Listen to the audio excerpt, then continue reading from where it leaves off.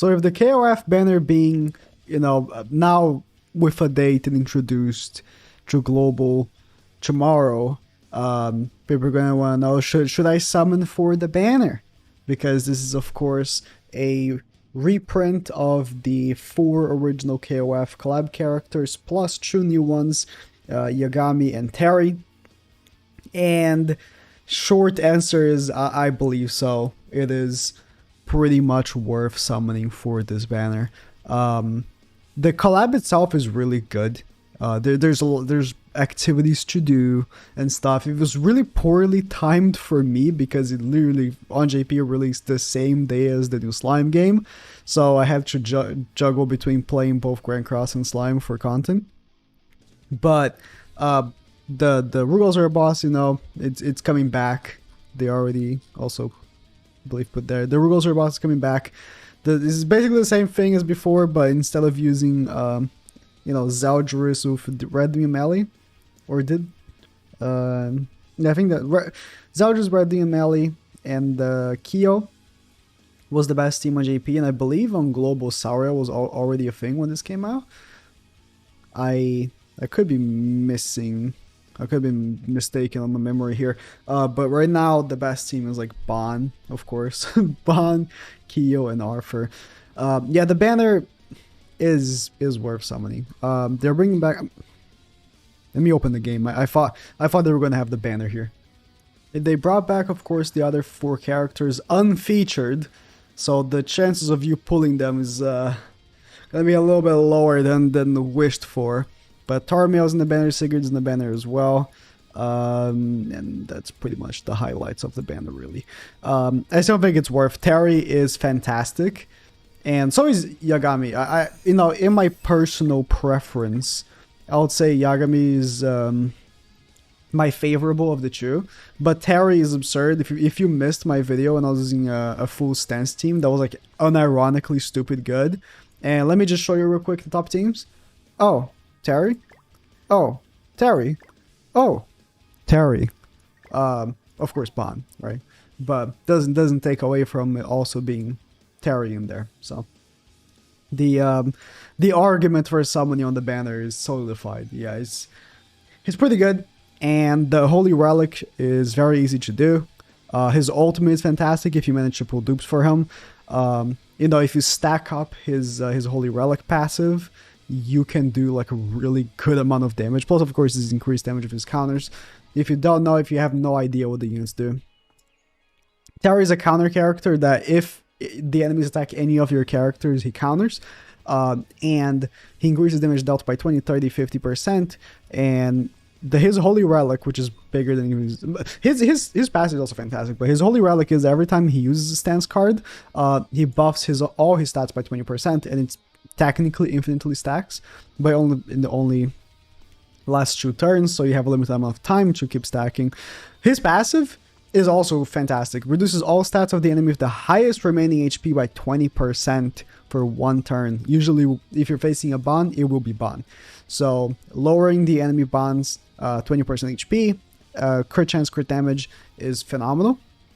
And if you're not facing Bon, any character, really. If you're lowering Margaret's, which also came up a lot on my full stance team video, where I was lowering enemy Margaret's at stats by 20%, and they were like level 3 buffing, and they were like popping level 3 cards, but they still wouldn't kill me because they were being lowered by Terry and then also being lowered by Chandler as well.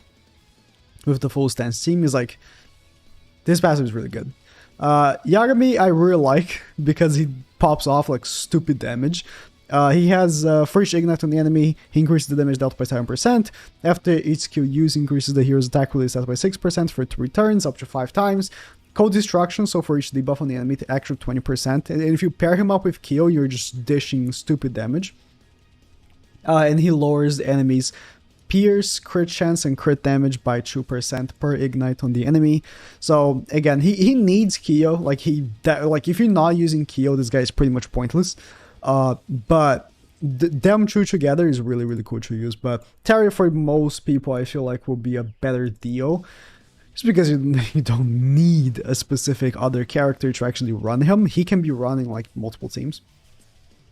So Terry is really good. So I would actually like. I haven't recommended some. I have recommended something banner recently. It was Matrona for the bird because Matrona is actually like really good for the bird. But other than Matrona, I haven't really recommended any other banners like too much recently. And Matrona is like, okay, if you pull one, just stop. Like you don't need dupes. This banner is actually worth just because of Terry.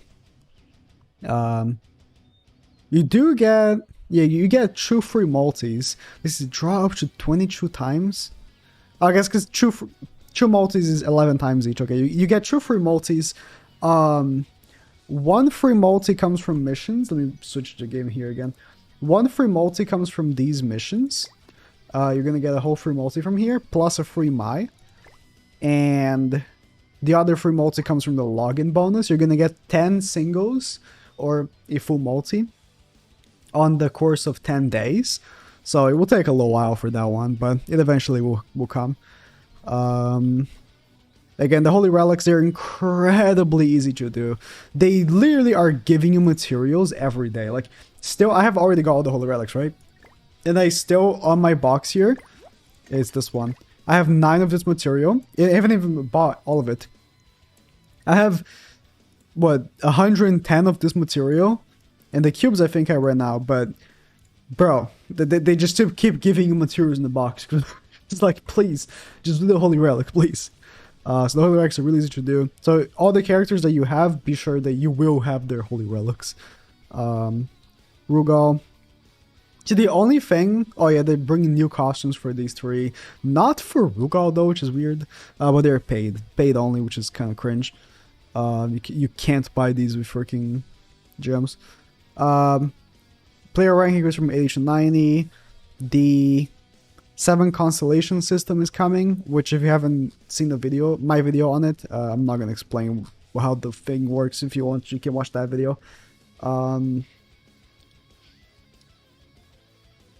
Hero filter on change hero. Okay. Interesting. Are they gonna mention? Wait, has this not already come out on global? Oh, this is ending. Okay, I was about to say. I didn't read that. The KOF event, like this one. Where did they mention it at all? I don't think they did. The arcade event from KOF, they brought it back, and bro, they could have shortened that shit. Like, this thing takes so long to complete. Thank God you don't have to beat all of it, but you're gonna need to beat this to get the cubes. And bro, it takes so long. It takes so long to beat enough to actually get the cubes. You can see I already beat most of them. I didn't beat all of them because you didn't have to. Because so long as you I think you need to beat 4 of each at least. You don't need to beat the KOF specific ones, like especially if you don't have the KOF characters, so you don't have to. But you need to beat like all the other ones. Then, it's incredibly annoying to get those cubes. You need to beat like, again, like, all of them except 3 to get all the cubes.